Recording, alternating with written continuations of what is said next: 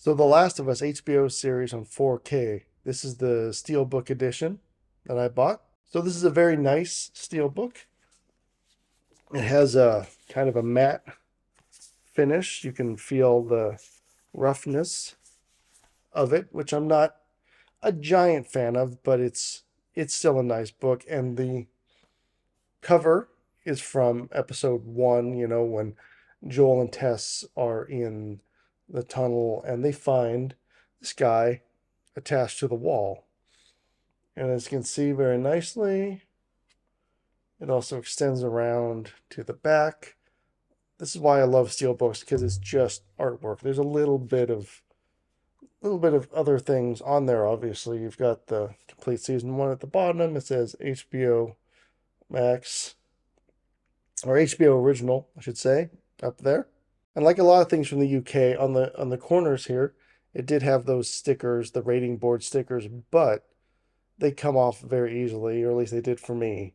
And they didn't leave any residue, so that was very, very nice. Now, the Steelbook is kind of, at least this one, kind of hard to open, but it's really not that bad. So it comes with 4 discs.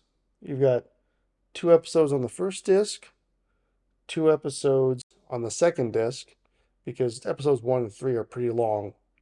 So you can only get 2 episodes most likely, because they're both, 75, 85 minutes. And then you've got 3 episodes on disc 3, and then you've got the last 2 episodes on disc 4, and they also contain the special features. Commentary not included. I really wish they had done that. So unsurprisingly, when I put in the first disc, it's very noticeable that the episodes on the disc look a touch better than on streaming. I've talked about this before, and I think HBO Max is good, but they have some issues. And one issue would be, I think the image is a little bit too small. It's not big enough. The discs here are certainly sharper and clearer. The overall balance is just better. The blacks are always deeper. The colors are a little bit better overall. And the features on disc 4 are nice because you have 3 new featurettes. I think, though, it looks as if they're mainly, I don't think they're just pushed together from the inside. The episodes, which aired after the shows, I think they might have been just a little bit different parts of the interview. But it's nothing really new, nothing that we don't really already know. The most interesting one would be The Last of Us, Stranger Than Fiction. I like that one. But overall, the new ones, they don't feel new. And then everything else was already released. HBO had already put it up on their YouTube page, so I had already seen these features already, which was quite disappointing. In the end, though, all that matters is now I have it on physical media, which I prefer overall. It isn't just that it looks better, it's just more pleasant. Actually having it is just more satisfying. So these episodes may not have any commentaries attached to them, which is disappointing. But here on my channel, I have some commentaries. My friend Zach and I did a commentary for each of these episodes when they came out. I got a little behind, so it wasn't like a new commentary came out after every episode. We recorded maybe sometimes 2 or 3 in a day, usually. And the way that works, though, is I think most people might have expected me to put up like a traditional video, kind of like a reaction video. So it's recording us while we're watching the show, but I don't have a camera that's going to record long enough for that.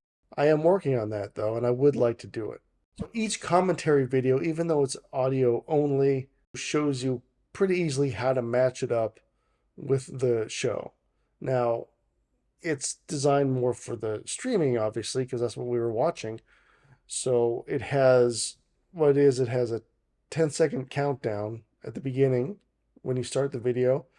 And what you were supposed to do was begin the video 10 seconds before the HBO screen. So you have the little previously on segment or the ads before the show, as with episode 1, and then 10 seconds before the HBO screen comes on, of course, that's when you start the video.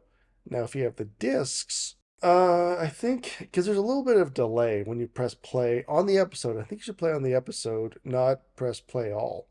You should have the video, maybe not right at 1 second, but it should, go to the black, and then maybe you press play on the video, or when you press play on the episode, you press play on the video when it's at 5 seconds. I don't know. It's really difficult to tell because it's not connected with the episode, and it's kind of too bad that you have to figure out how to match it up, but I think it's not going to be very difficult to do.